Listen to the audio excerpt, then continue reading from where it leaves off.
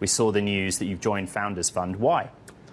Well, Founders Fund's been probably my most consistent backer of Flexport. I think they led our Series A, our B, participated in the C and the D, and then led the E round. So, basically, they've been with me since day one, and they've been incredibly supportive of the company.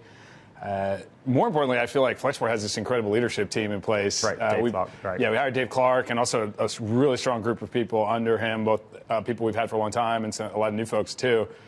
Felt like the company's doing really great, in a really good place. There was less for me to do, and I'm kind of like an all or nothing guy, and I don't like the nothing side of that. I'd want to go all in. Do you completely walk away from Flexport? Oh, no, definitely not. Okay.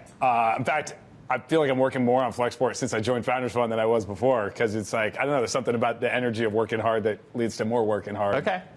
Have you always been interested in being an investor? I find that relationship interesting. You spend a lot of your life trying to raise money as a founder. Are those transferable skills to go the other way?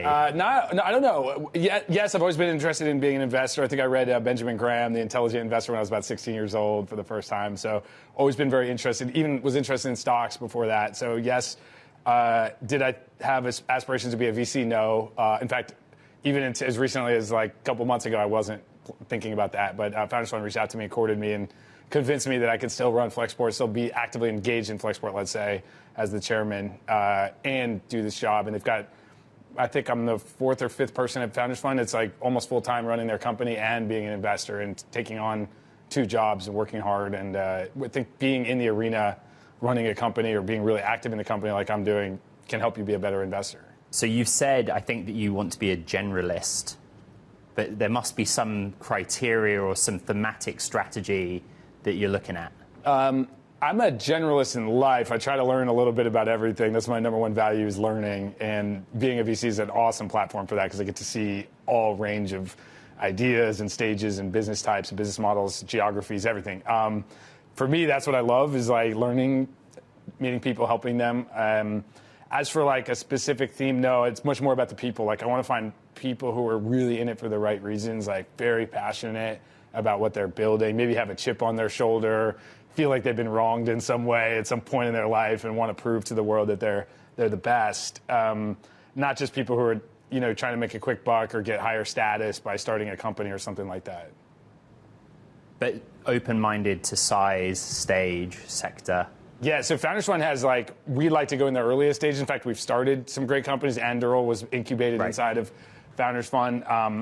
We like to be early because, of course, you get better returns if you're early. But we have a very large growth fund, $3 billion growth fund, to do later stage stuff too. So we got to be looking across all stages. Alongside being the founder of Flexport, I've been reading about you. You've been an angel investor and you've been associated with many startups, 100 or so. Yeah. What have you learned from that? Are there sort of specific red flags when you're speaking to a founder, or things that really attract you about backing someone? Yeah, I get to meet a lot of amazing founders and have an amazing network now. I've met, probably a huge percentage of the great startup founders, at least in the San Francisco area, over the last decade.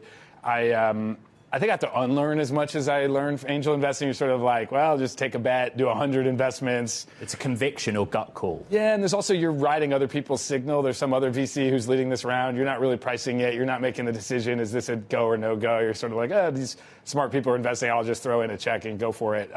Being a VC is very different. You have to have conviction. You have to convince the founder you're the best partner. You're not just sliding a check into a crowded round like you are as an angel. So I think I have to unlearn as much as I learned.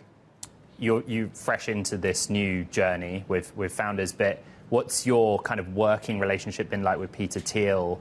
And has it changed at all from the time that you've led Flexport? You talked about founders leading many of the rounds in the company. Well, I think, Peter is an icon. He founded PayPal, and the PayPal Mafia famously went on to start tons of companies. Well, Peter was the CEO of that company and the founder, so he's got probably the best network of anybody in the technology industry, best track record of investing. Founders Fund, you can talk to the LPs, the best results certainly in the last cycle. And frankly, I think comes up with the best original ideas. I just love, like, every 6 months or so he drops a new video that you can find on YouTube, and just like, I'm not saying all the ideas are right, but they're all interesting. And it's pretty amazing to get to work with him. He also wrote the best book on startups the last 20 years that I think everybody should read if you're building a company, 0 to 1. We're coming up on the 10th anniversary of that, and that's an incredible book that everybody should read. So I think there's a lot to leverage there and ride off his coattails and learn from him. I wouldn't say our relationship has changed. Hopefully I get to be a lot more intimate and spend time learning about, like, deep in the weeds, what happens behind the scenes. That I'm excited for that. Yeah. I know that you've outlined some experience in being an angel investor, but literally in the last 2 or 3 weeks, how has your day-to-day been? Have you had a lot of inbound from founders, or have you been out there in the real world looking for things? Both, yeah. Tons of inbound. Thank you, everybody. Keep reaching out. My DMs are open on Twitter. So lots of great inbound, lots of referrals from friends and network and other CEOs telling me about companies. I've probably already said no more times in the last 3 weeks than in my whole career combined. And that's kind of the nature of VC, is you have to say no to 99.9% of the stuff you see.